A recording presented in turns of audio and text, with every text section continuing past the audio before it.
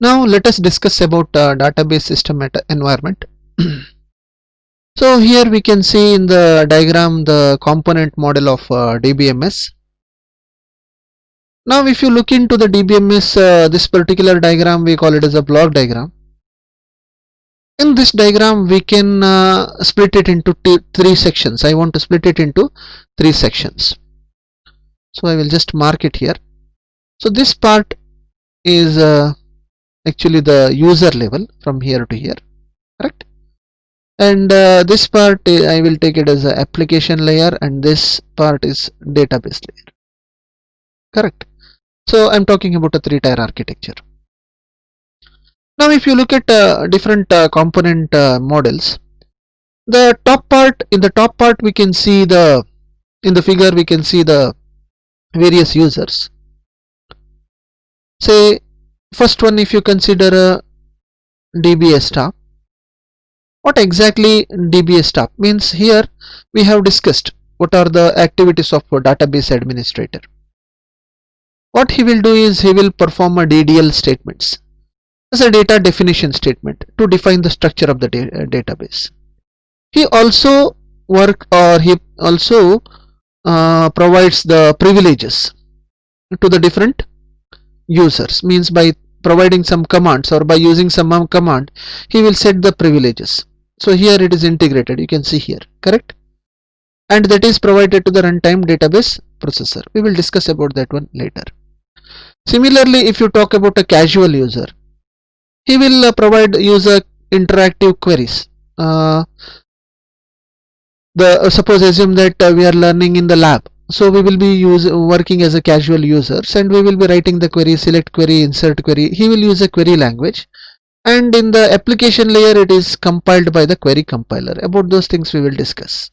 Okay, first let me finish with the topmost part of the diagram, that is the top part of the figure, where what type of different users will be using. And application programmer, he will use application programs to deal with the database. See, ultimately these users will access the data from this database, correct? And it's whatever the data is stored here, it's catalog information, the retrieval, whatever the information we have discussed about a catalog or a schema, correct? It will have a description of the database. So in this one all the data is stored, catalog, correct? And our database will be stored in this particular stored database. Okay, and different users will be using a different interfaces, or they will be using a different types of statements. For example, DBA uses a DDL statements, or he will use a privileged commands, whereas a casual user will use an interactive query such as select, insert, update.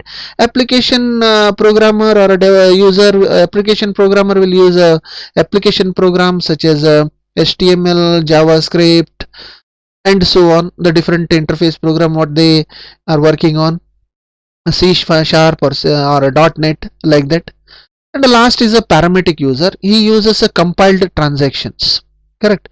We know parametric users are not bound to go with the queries or any other interface. They want transaction on one click. We have discussed about this one in the previous topics. And here if you consider the second phase, here you can see these are all the interface database which are stored in the internal schema.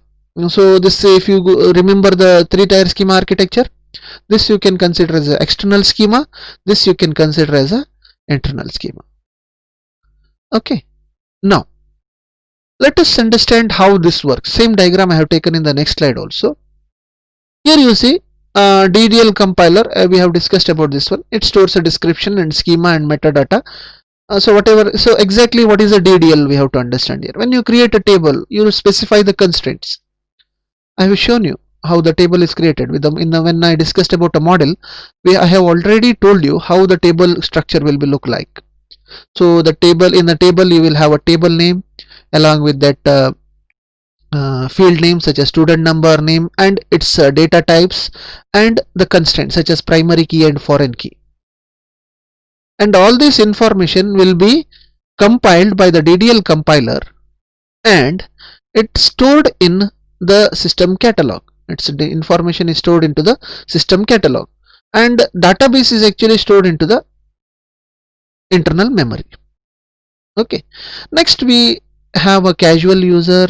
He sometimes uses a form based interfaces, sometimes he uses a query compiler, form based interfaces for interactive, or he will call the interactive query interface.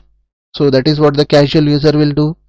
Application programmer, as I mentioned, C, C++, Java, HTML, such programs he will use. Then Canon transactions are executed rapidly by parametric users. Simply supply the parameters to transactions. Okay, so amount he enters and he just clicks on the button. For example, if you go for ATM, this amount will be deducted. That is one transaction. It's a debit of amount. Like that it is done. I hope you got an idea. And in between you see the compilers in each stage will compile the query executed by the different users, and it will be provided to the optimizers, compilers for transaction. Later it is provided to the database processor, from there to the database which is stored in the internal memory. This is how actually the data model works. So lower part is also mentioned here in this figure. In lower part, privilege command, executable query plans, and Canon transaction runtime parameters. You can see here, these are all coming into the picture. This is the lower part of the diagram. Okay, here you can see query and transaction executions are taking place. So how these are linked. So each, and one more very important concept you have to understand here. You can see this dotted lines. Okay, can you see this dotted lines here? See, all these DBA tasks are ultimately stored into database, internal memory. All the casual users tasks are stored into the internal memory. Application program, parametric users. So here it is joining and it is stored into database or internal storage. And all these are converted to query format and transactions are performed. Correct. One thing we have to notice here, suppose assume that one of these user, I will consider the casual user, he wants to select some record. What happens when he wants to select a record? The query optimizer will look for the catalog data, because whatever the data is there or data information is there, it will be stored in the catalog. So taking that, it will go to the internal structure to access that data. Even when it stores the data also like that, its catalog is written into the system catalog. That is the use of system catalog. So one of the very important or key factor in the database is system catalog. I hope you understood the concept. Next is a concurrency control and backup recovery system. We have already discussed about this one. Yeah, here it is available. So when multiple users are simultaneously executing the queries, so this concurrency control, about that one complete chapter we are going to discuss. I don't want to go in detail with this. Even the backup and recovery subsystem, one transaction processing, one complete chapter or half of the chapter we are discussing. Now I don't want to go in detail with this one. Concurrency control means when multiple users are executing, controlling the queries or a flow of data or a transaction, it is performed by this concurrency control. Backup and recovery is to backup or the data, and if any loss in data, how the recovery is done, that is managed here. This is all coming under the internal structure of the data in the model of the DBMS, component model of the DBMS.